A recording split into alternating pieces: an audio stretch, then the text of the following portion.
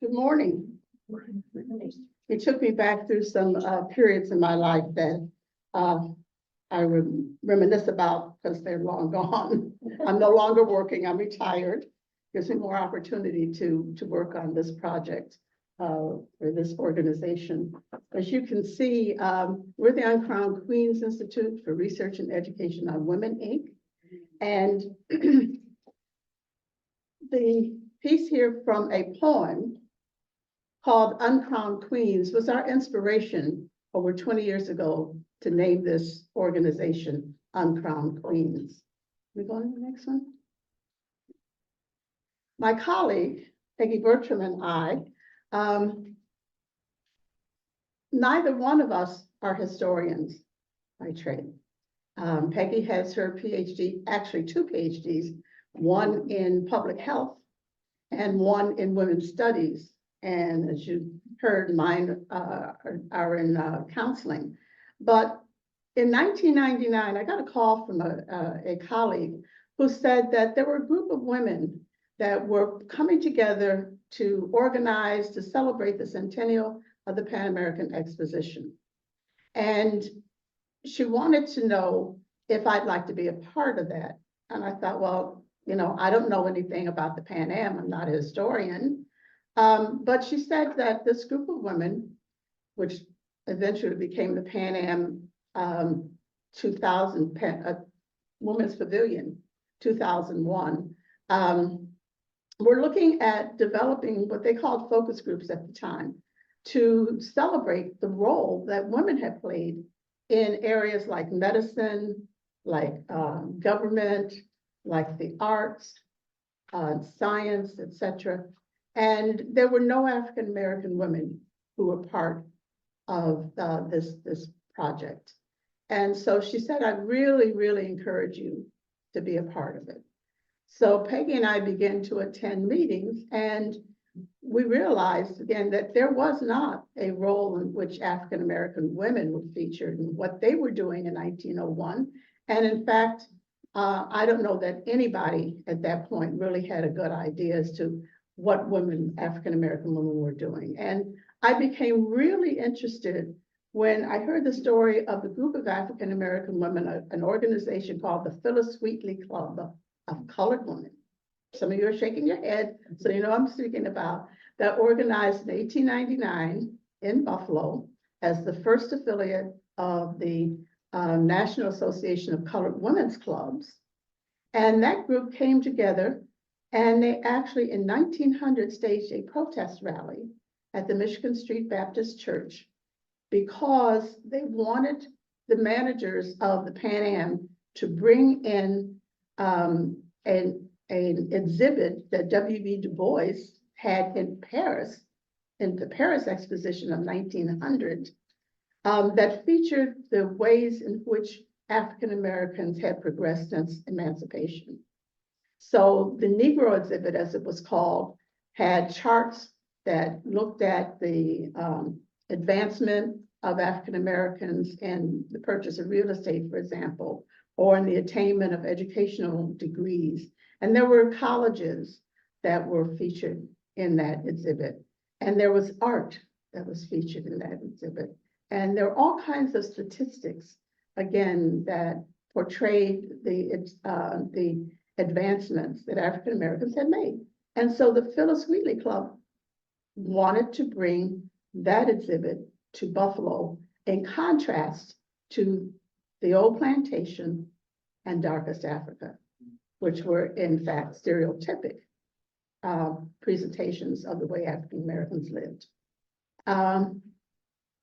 So what grabbed me about that was that, one, I thought these women were audacious. What the hell? In 1900, our African American women, you know, staging a protest, apparently that was quite well attended, quite successful. And also at that time in Buffalo, the population of the city was about 352,000 people. But the size of the African American population was about 1,700. So now we really kind of put it in perspective again as to one, you know, how bold they were in challenging the stereotypic views of African Americans, and how organized they were, but again, how small they were and how a small group of people had done that. I found, and I don't think I have it in this presentation, but I found a picture of those women in a newspaper article in 1900, where they were meeting at the Michigan Street Baptist Church. Yes. Why was there only 1,700 people? Where did everybody live? They lived in Buffalo, but in Buffalo, 152,000, but you said Right. there were only 1,700 African Americans. right. Where did the rest of the African American community live? Well, that was the African American community. Buffalo's African American community from its inception, or let's start 1832 when it was chartered as a city, was always about 1% to 1.5% of the population. So that community was always small, and it wasn't until the Great Migration, Part 1, after World War I, that the population began to increase. So it wasn't that they were somewhere outside of the city. That population was just small. Mhm. Yeah, I'm well, open to answering any questions as we go along. Okay, and I'm having a little trouble seeing my presentation from this angle. So excuse me if I look back every once in a while. Let's go on.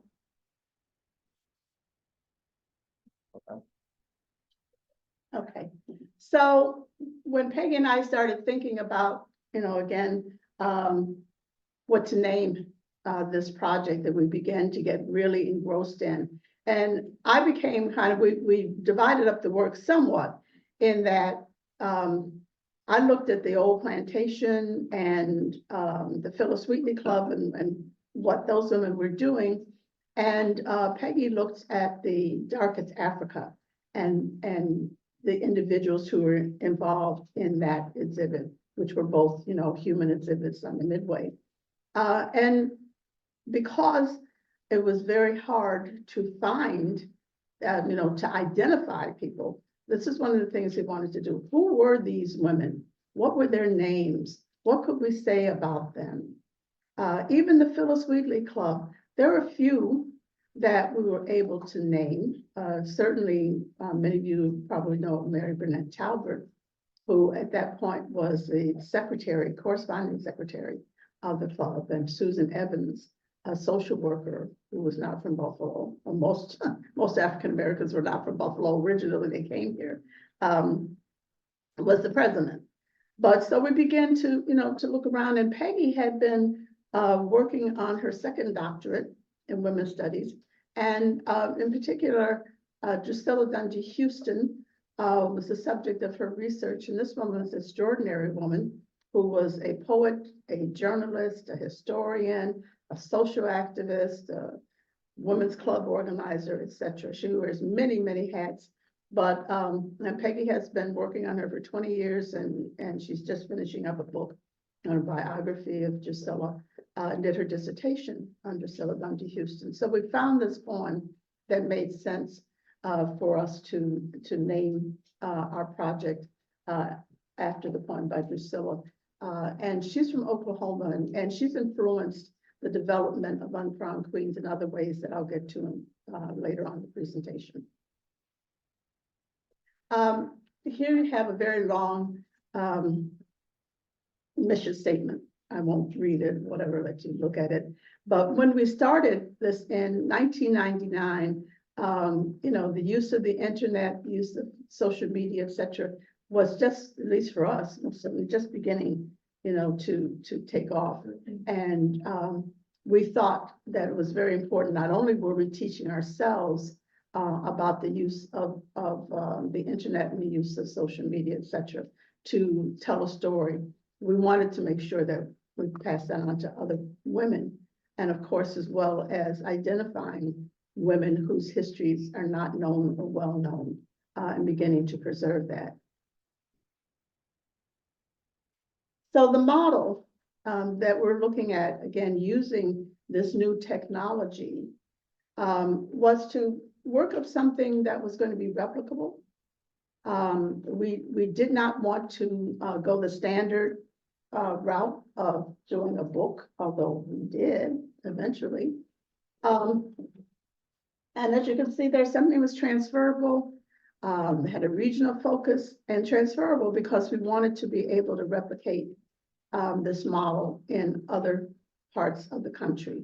We really had a focus for not only Buffalo, but as we've gone along for replicating this program in other parts of the state as well as in other states. It's multi-faceted, and community engagement is a major part of it, because when we started, we asked the community to help us identify women who were not well known or unknown, but who we called community builders.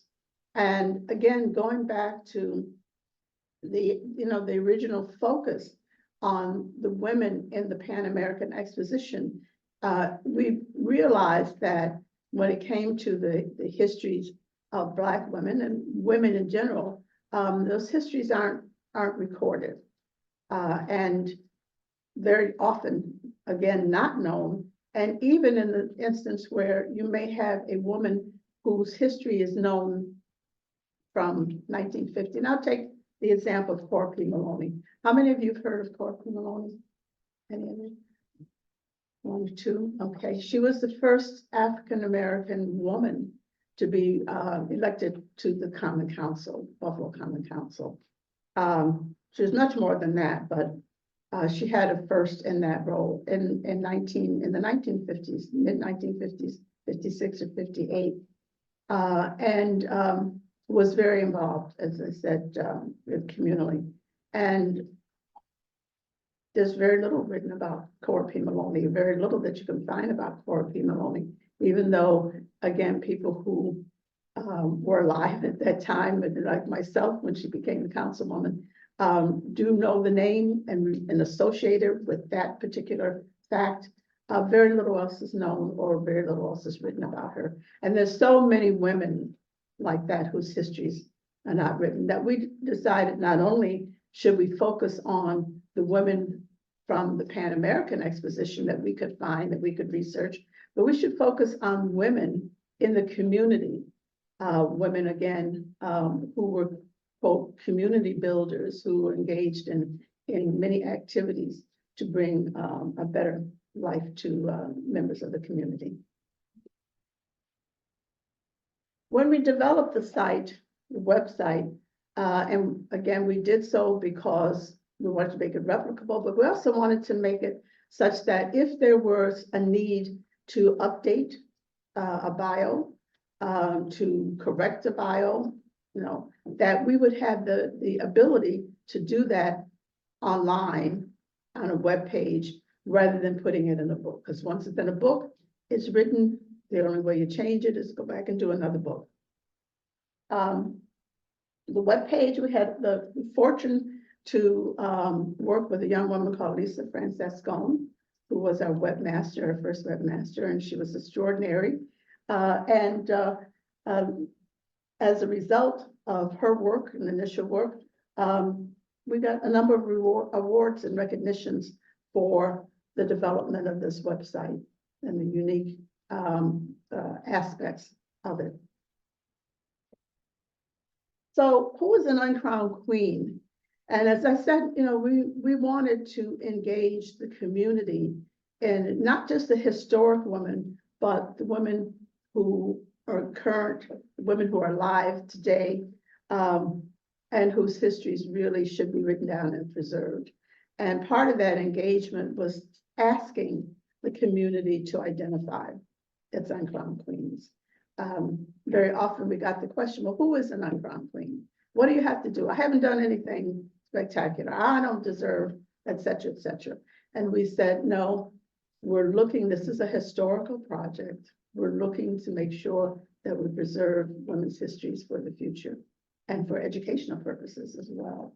So here you see some of the things that we, found, some of the descriptions that we found that we hope would help people understand, one, the goal of the project, and two, that they themselves might be both an uncrowned queen in their community.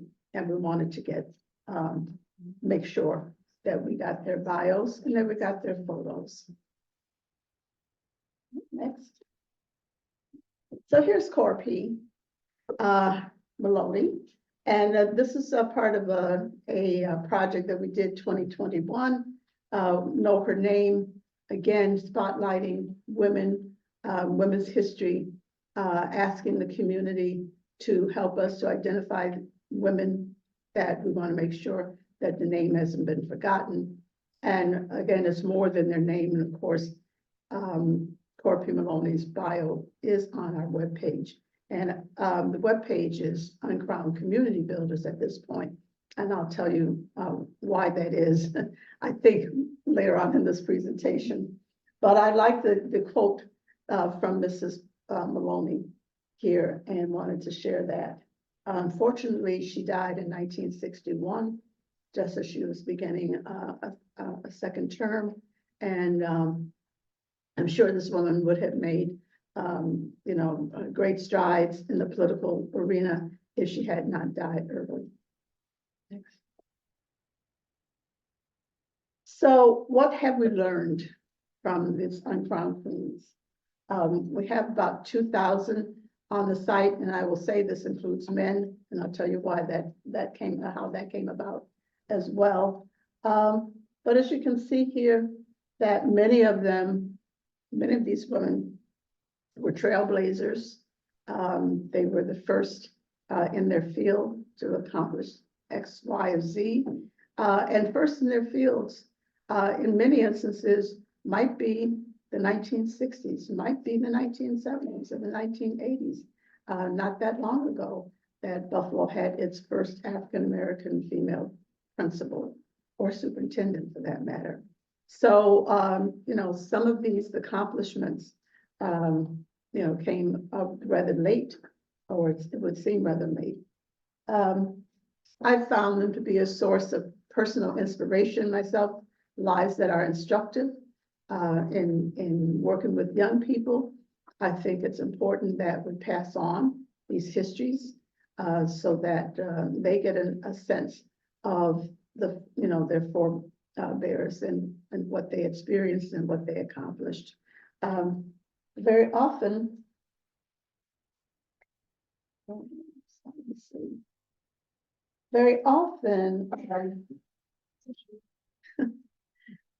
found that the webpage and the information that we have on that site, we certainly expected and know that it's an educational resource, but it is a community resource as well. We did not expect that people would use the information for obituaries, for example.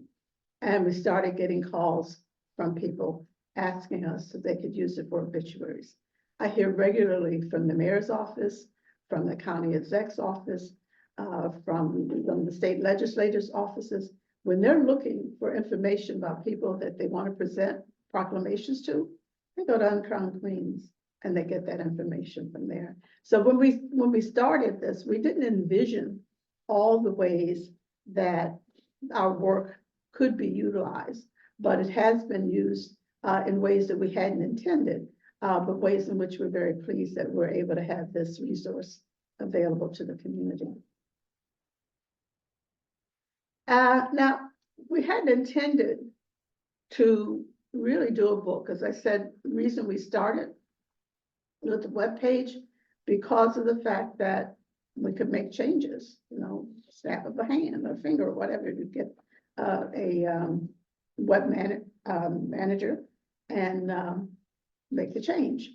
But one of our queens, her name was Eva Knowles. Miss Knowles was the first Black nurse in Buffalo in 1940. And she said, you know what? I'm printing off every single page of the web page and I'm putting it in a notebook. And we said, uh-oh, maybe we should write a book or two.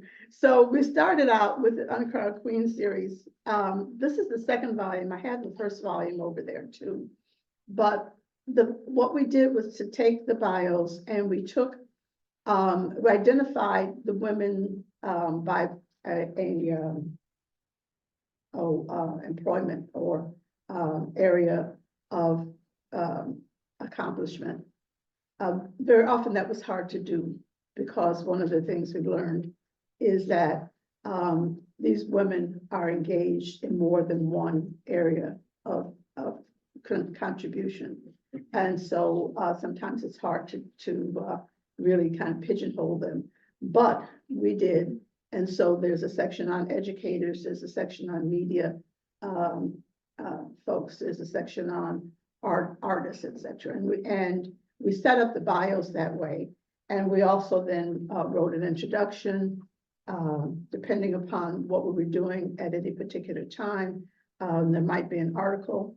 And this one, there's an article that I did on Jim Parker and the McKinley assassination, because I became very involved. Again, the Pan Am is where all of that took place, and learning that a Black man had foiled the final assassination of McKinley.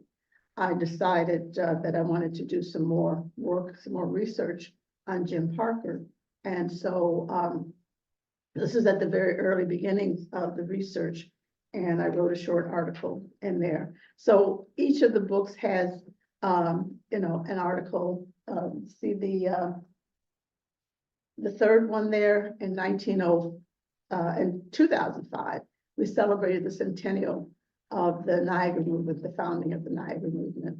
I will also say that our illustrations are done by Peggy's husband. He's an artist. And so using some portraiture, that's a photograph in the first one of my grandmother, which my father took. And Dennis did the cover for that. The second one is Peggy and her sister when they were children. And the third one is, as I said, of the 1905 founding of the Niagara movement. So again, the community comes together to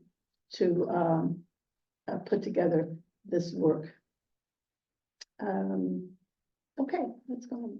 Where can those books be purchased? Sony Press had them. I'm not sure that they're there anymore. I did bring a few that I'm going to leave and give away here today. But otherwise they're probably out of print. We self-publish these under Uncrowned Queen Publishing. But one of the books that we did was published by SUNY Press. And so then they took the copies that we had that were left over and had them stock. But this is from like 2002, so I'm not sure. Yes. I just wanted to share that I know they're on sale at the Buffalo History Museum store. Oh, okay. Thank you. I didn't know that, and I'm on the board. I'm not getting any royalty. Yeah. And I know they're in some of the Buffalo Public School libraries. Oh, yes, yes. Yes. That we did. We gave copies to the schools.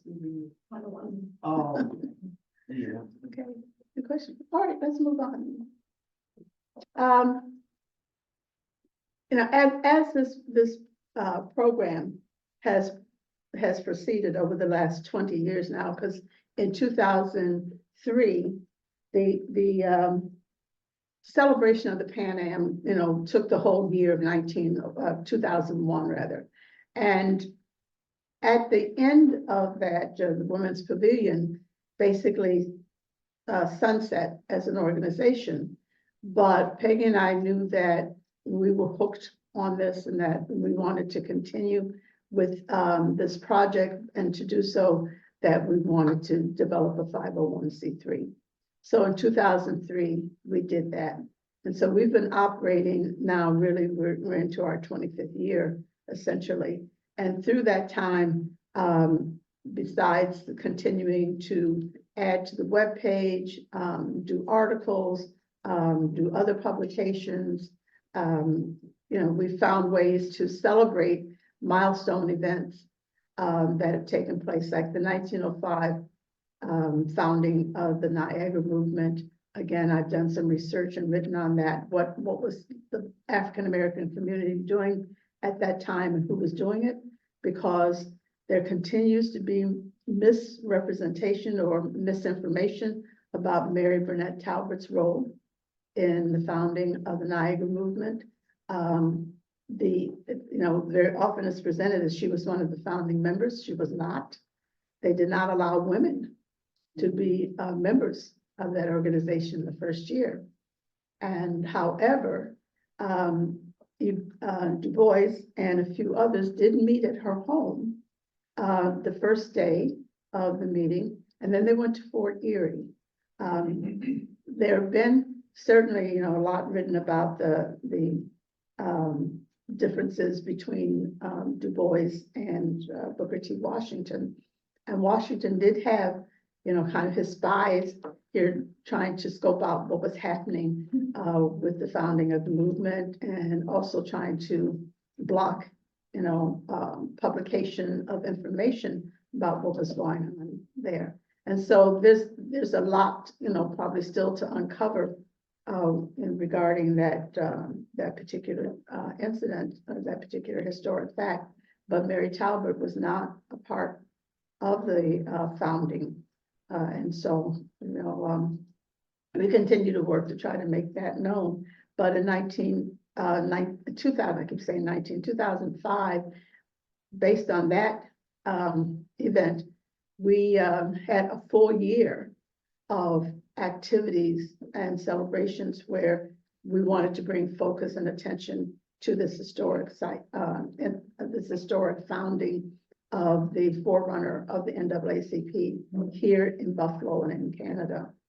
And so you'll see something about that a little bit later. But we also started oral history with the University of Buffalo, as a matter of fact, this first project.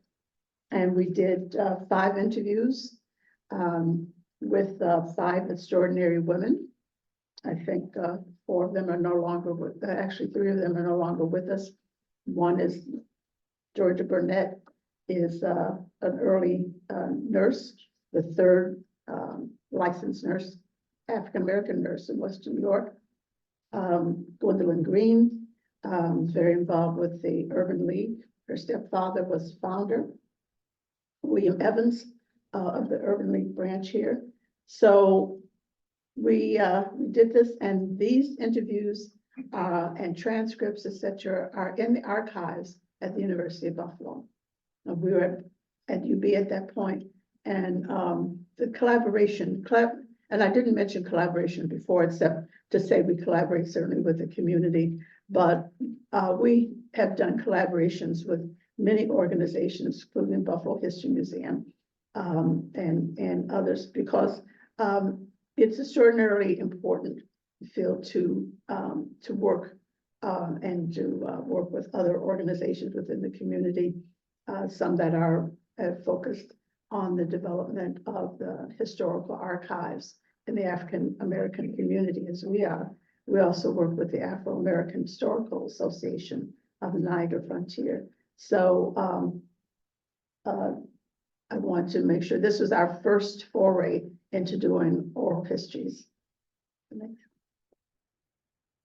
I mentioned the Niagara movement, 1905, and I found this photo in a collection of the Nash home. And I don't know how many of you are familiar with Reverend Nash.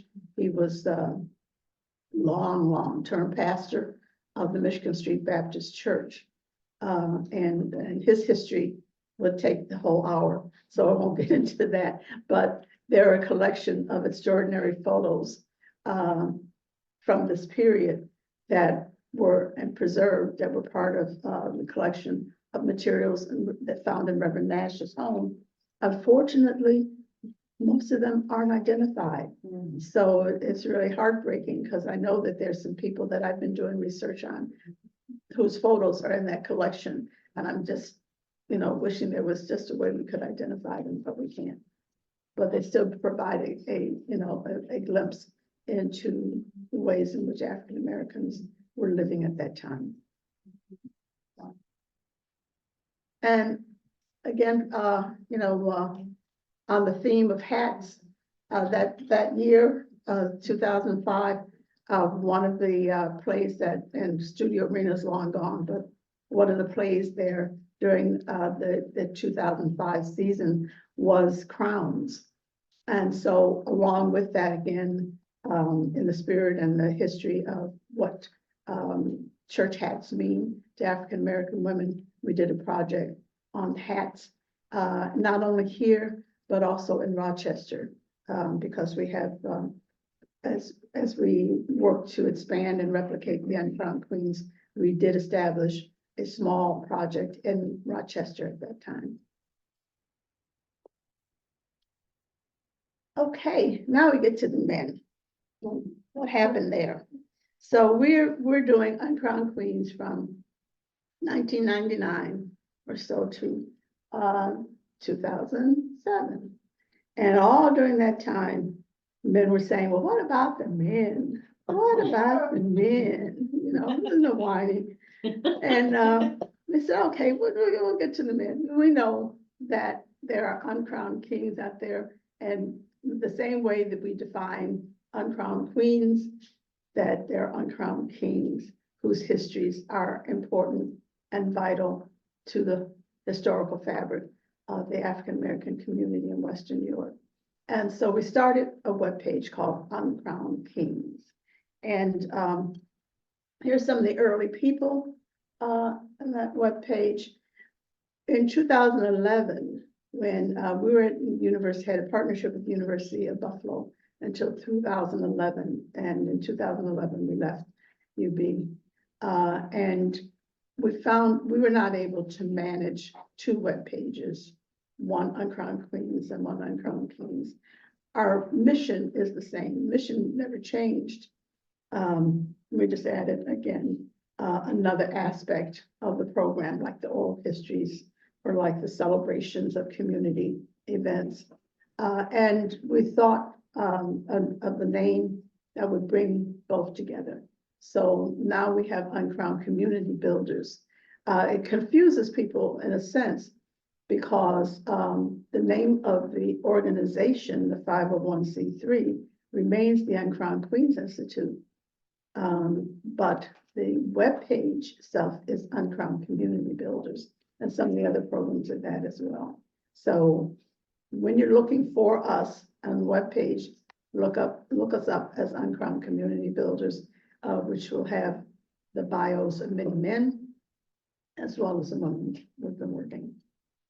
It says televised weekly programming. Is that still on TV each week? No, it isn't. It isn't. It was a cable program that that we had off and on, but unfortunately, no, we haven't continued it since the pandemic.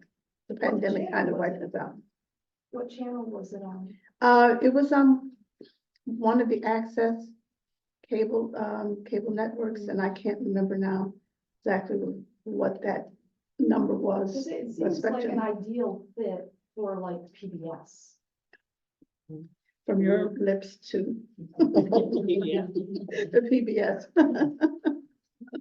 Thank you. Okay, can you go next? Okay. I said, Drusilla Dungy Houston, the individual that my colleague Peggy Bertram has done research on for years, was quite instrumental for us in that she's from the state of Oklahoma. So as I said, our goals is certainly to make this replicable state nationwide. And Oklahoma in 2007 was celebrating its centennial of it becoming a state.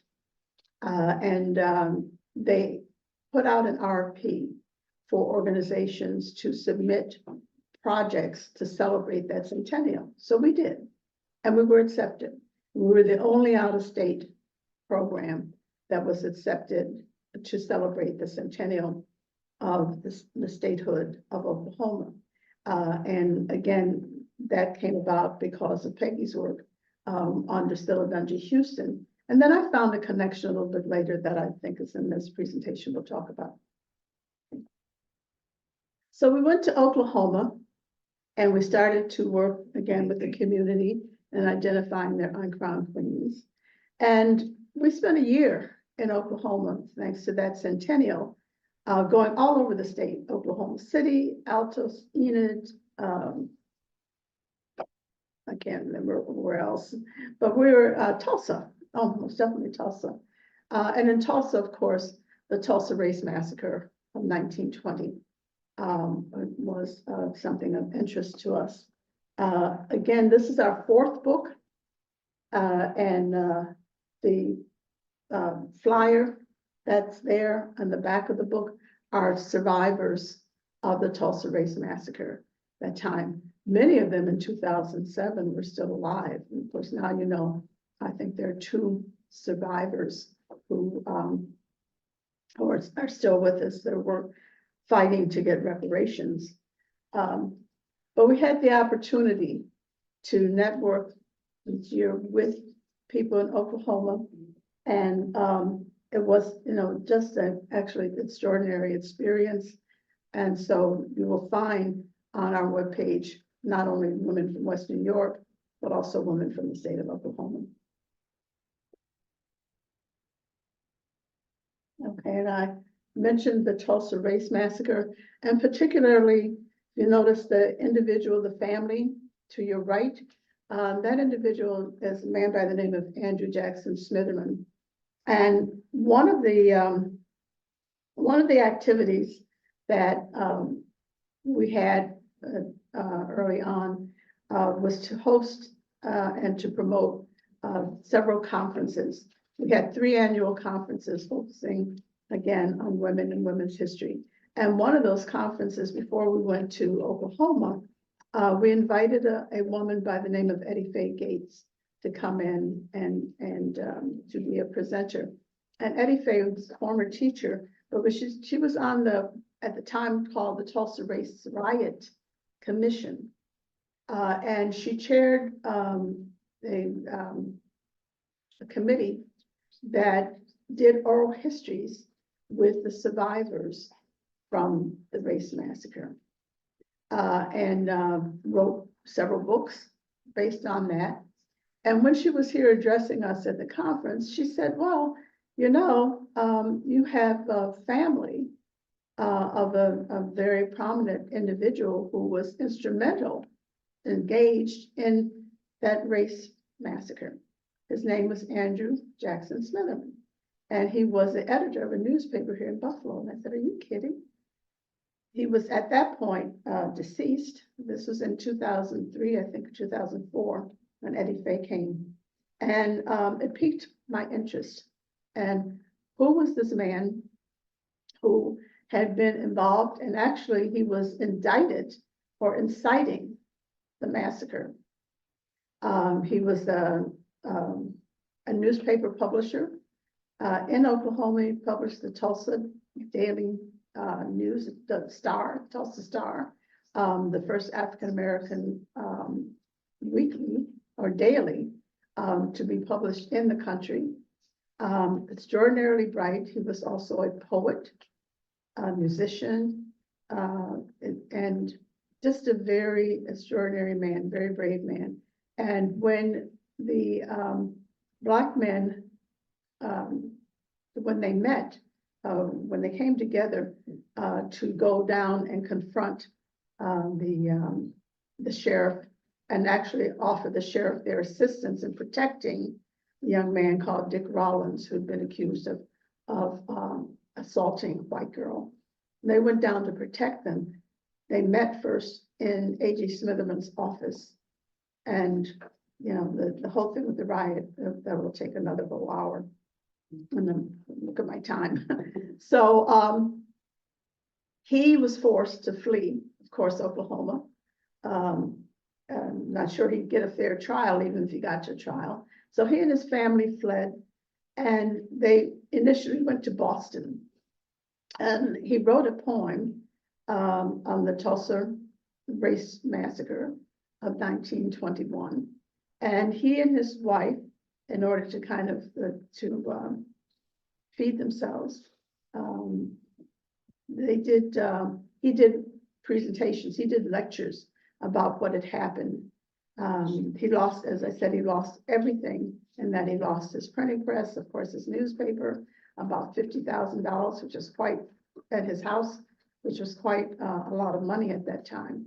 And so to support themselves and their family, they did lectures, and the wife was an elocutionist, and so she recounted that the poem, the very impactful poem that he did. In 1925 or 6 or so, they came to Buffalo, and they lived in Buffalo.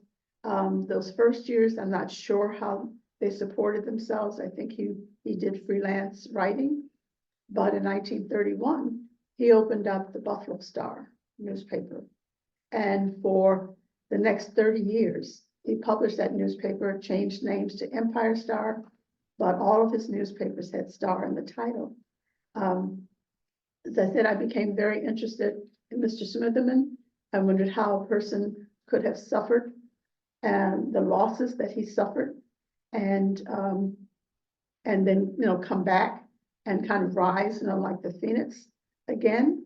And very few people in Buffalo knew about his history, knew that he had been chased out of town, chased out of Oklahoma because of the race massacre.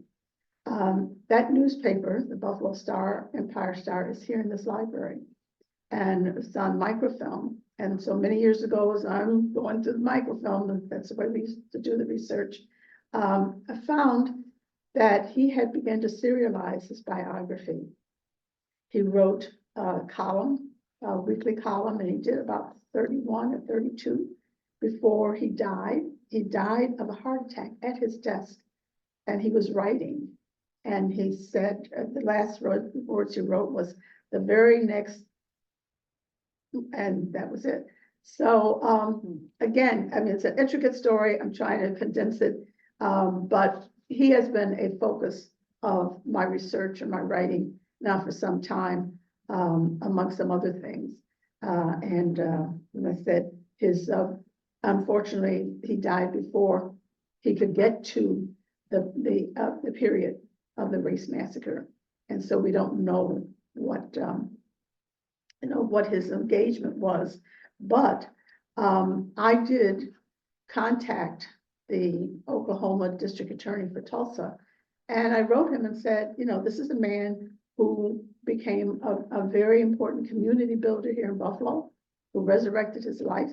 I mean, he ran for council person at one time, very involved in the community. I think we ought to revisit, I'd like you to revisit the fact that he was incited for the race massacre and expunge his record.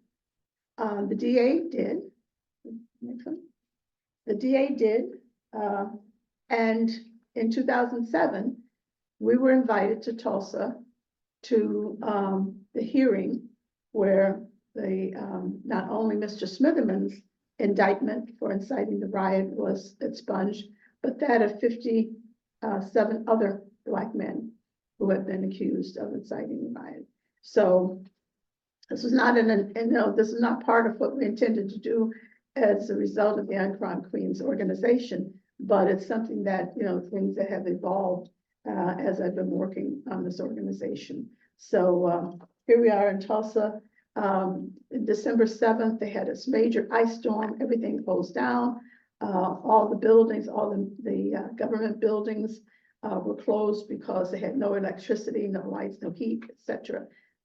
We were at the Greenwood Cultural Center, established as a result of the massacre. They had light, they had heat. So we had a ceremony as a result of that.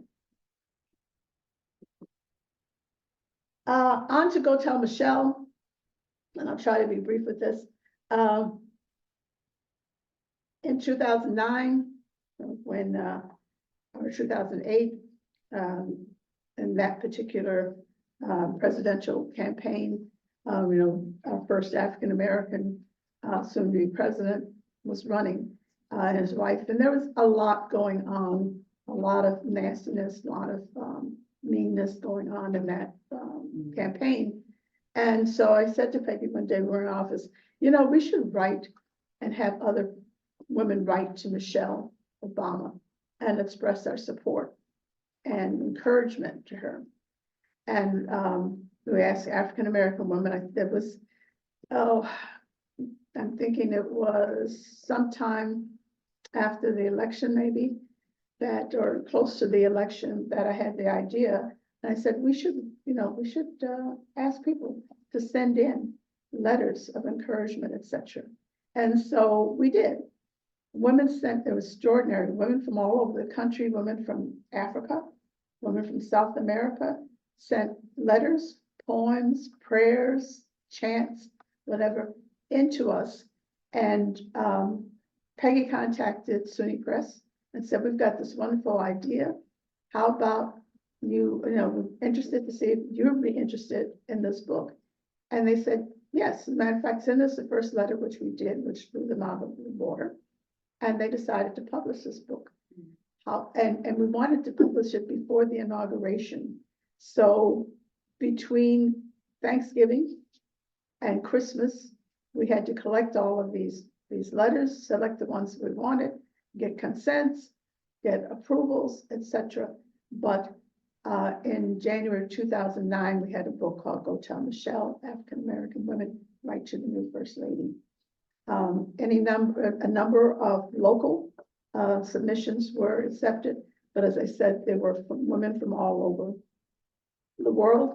And the following year, that 2009, we spent the year on a book tour, going to California, to Mississippi, to Baltimore, to DC, etc.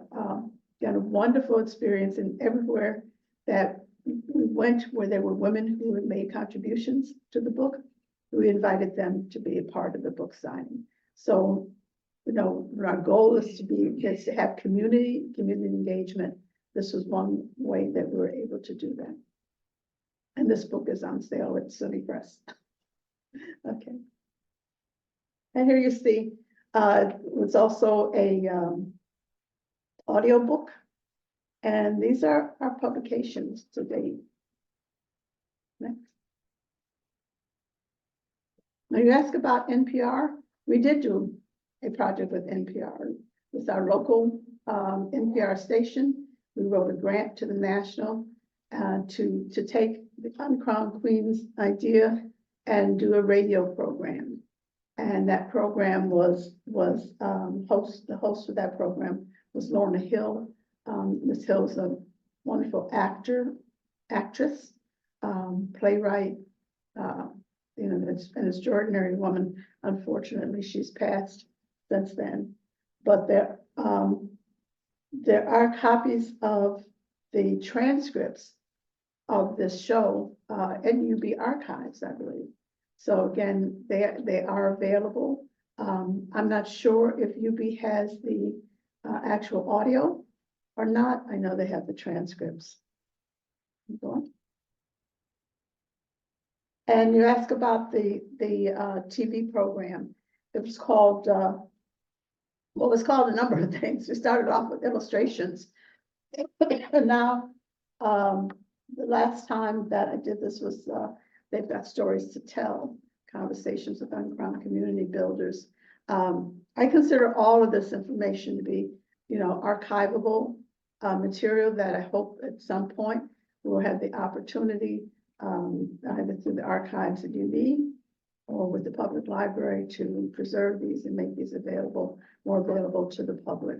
But this show really, again, is an example of a type of oral history, as I see, because the interviews were focused on the individual, their life's contributions, their interests, and the challenges, as a matter of fact.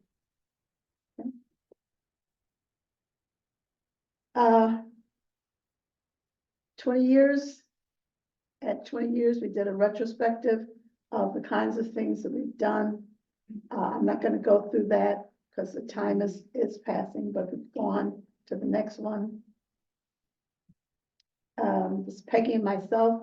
Again, fortunately that we've been fortunate the community has recognized the value of the work we've done, and in so doing, we've been recognized with a number of awards. Next.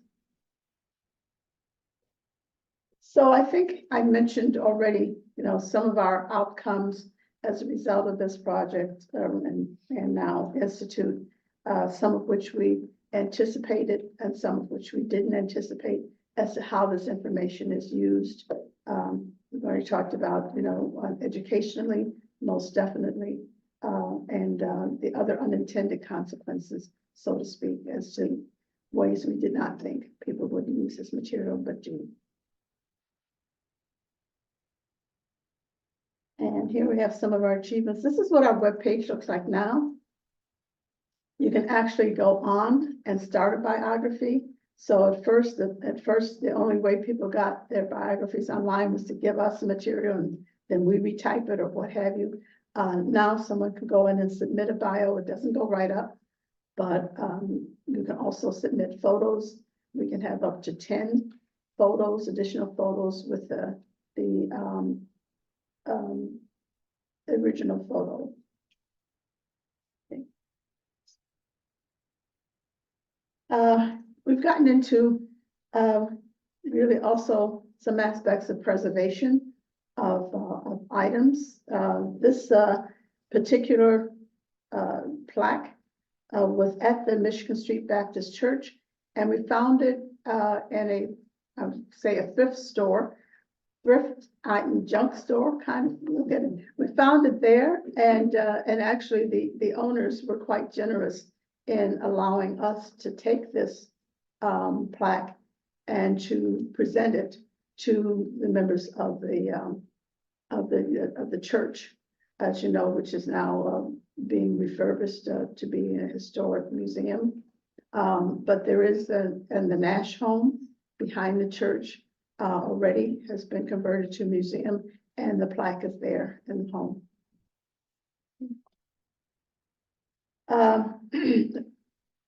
I put in with the document for today a copy of an article, actually a monograph that I wrote on this woman, Ida Dora Fairbush, Buffalo's first African American teacher, hired in 1897. One of the goals that I have is to try to expand our knowledge and the information about the lives of African American women and men, about their accomplishments, their achievements, their challenges. Too often, what I find is that we have factoids about a person. So with Ida, I found, yes, some people may know that she was the first teacher, but that's it. They don't know anything else about her. And so, again, the purpose of this whole program is to get an idea of what is available, to do research for. And so in looking at the life of this woman, all the years that I saw the name, that was all I saw, was that she was the first African-American teacher in the public schools. But through the research, through using primary sources, a lot of them mainly newspapers, it's interesting to find that the African Americans were very savvy about promoting themselves, about promoting the community activities and what was going on. And so there's a lot of information you can find, not just in African American newspapers, because those are, as far as the preservation of those are far and few between, but in the regular dailies. So by searching through the regular dailies, I found information about her. I found information online in Happy. I can't think of the name of that webpage, but in the city directories, certainly in the census records. So as I look to expand my understanding of who this woman was, how she became a teacher, where she went for her education, which was Wilberforce University and HBCU, what she encountered when she came back to Buffalo with a degree in 1892, but she didn't get a teaching job until 1895, which was a substitute. And it was, basically an experiment to see how she would do. And it wasn't until another 2 years, 1897, when they hired her full time. That information was gleaned and, as you know, I'm sure all of you are researchers, it's not, there on a platter for you. You have to go and look for it, but it is available by using these sources and putting it together. I use Ancestry.com a lot.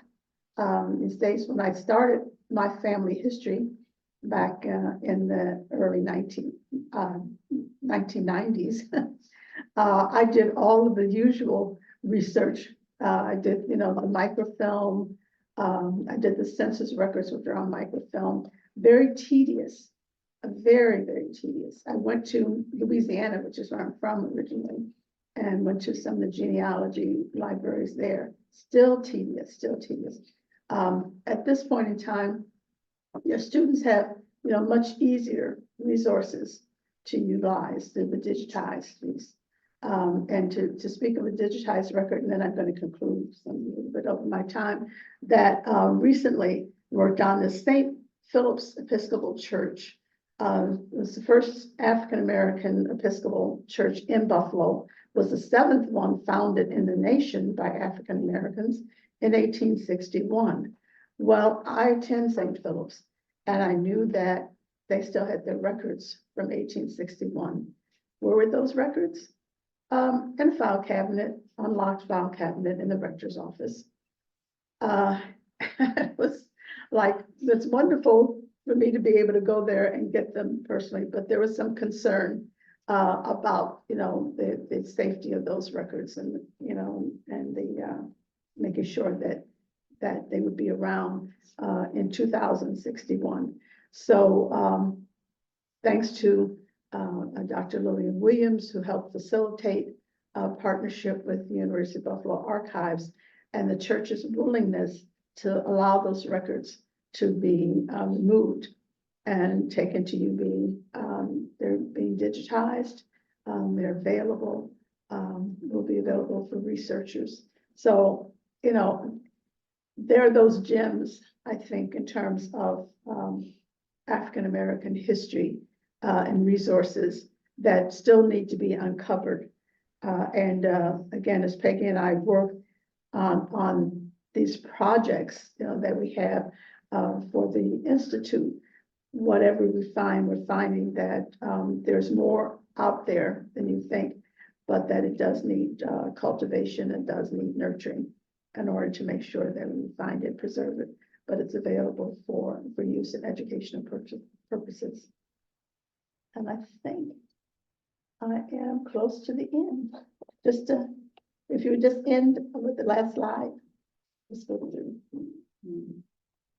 Oh, can I just say one thing? Oh, Let me go back. yeah, just one thing. The latest oral history project that we did called Say Their Names, Honor Their Legacies. We wanted to make sure that we captured the stories of community builders in their 70s, 80s, and 90s. And we have one individual was 100. We did our first project in 2023, and the second one this year. A partnership with the History Museum allowed us to have an exhibit. And there you see the portraits of these, but also thanks to the technology, there's a QR code there that leads to the oral history on YouTube.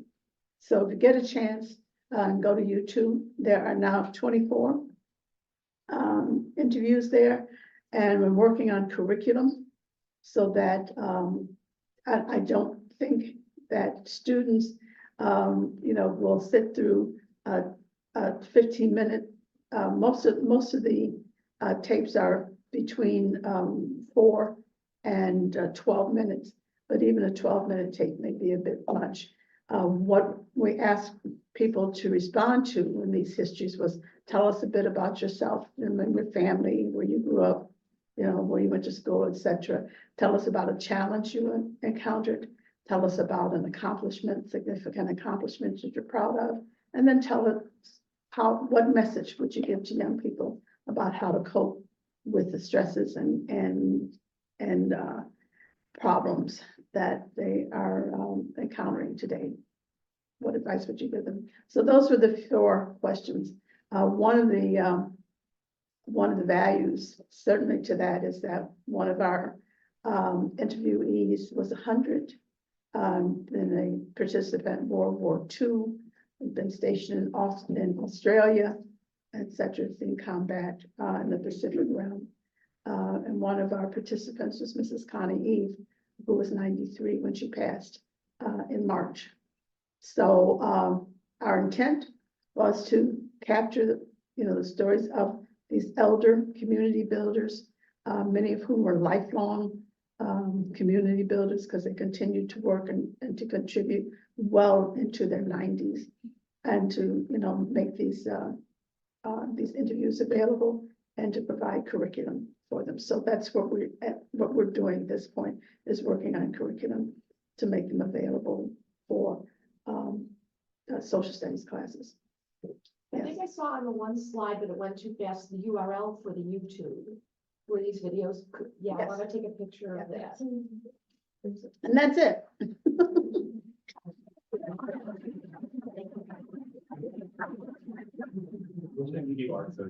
Are there any questions? Like all the slides. I have a question. Yes. Did the book, did Go Tell Michelle get in the hands of Michelle Obama? As well. Oh, at least 50 times. Wow. I mean, one of our disappointments is that we didn't get any feedback from her. But yes, we sent it by our Congress people. We sent it by a young woman who was an intern in her office. Oh my God. Yeah. I was hoping you'd say, yes, we got an invite. No, thank you very much. Thank you.